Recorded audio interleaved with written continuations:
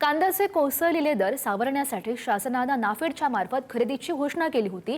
मात्र 3 दिवस उलटून सुद्धा चौथ्या दिवशी लासलगाव आणि येवल्यासह राज्यातील प्रमुख बाजार समित्यांमध्ये नाफेडची प्रत्यक्ष खरेदी काही सुरू झाली नाही। रोज कांदा घेऊन जे शेतकरी येत आहेत त्यांना रिकाम्या हाताने परतावं लागतंय। त्यामुळे सर्वत्र संतापही व्यक्त केला जातोय। शेतकऱ्यांनी कोणत्याही निकषांशिवाय 3000 ते 3500 रुपयांचा भाव देण्याची मागणी केली आहे। तसं सरकारी घोषणा केवळ कागदावरच असल्याचा आरोप कांदा उत्पादक शेतकऱ्यांनी केलेला आहे। 3 दिवस उलटूनही आज कुठल्याही प्रकारची शासनाने नाफेड मार्फत खरेदी चालू केलेली नाहीये। तर शासनाने याच्यामध्ये लक्ष घातलं पाहिजे।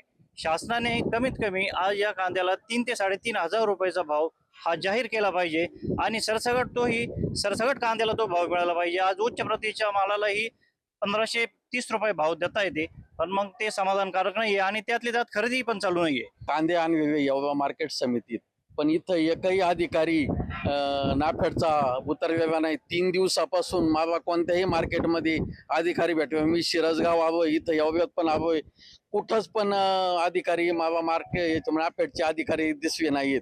त्यांची खरेदी सुरुवात झाली नाही अजून। हे सरकारचं खोटं आश्वासन गाजर दाखवतंय शेतकऱ्याला। 3 दिवसापासून आम्ही अपेक्षा करतोय का कोणत्याही शासनाचा माणूस या मार्केट कमिटीमध्ये येईल, खरेदी करेल, थोडं सरकार व्यापाऱ्यांना कॉम्पिटिशन देईल, पण इथं कोणी आलेलं नाही, कोणी कॉम्पिटिशन देत नाही। सरकारचं फक्त घोषणा करायच्या आणि गाजर दाखवून मोकळं व्हायचं।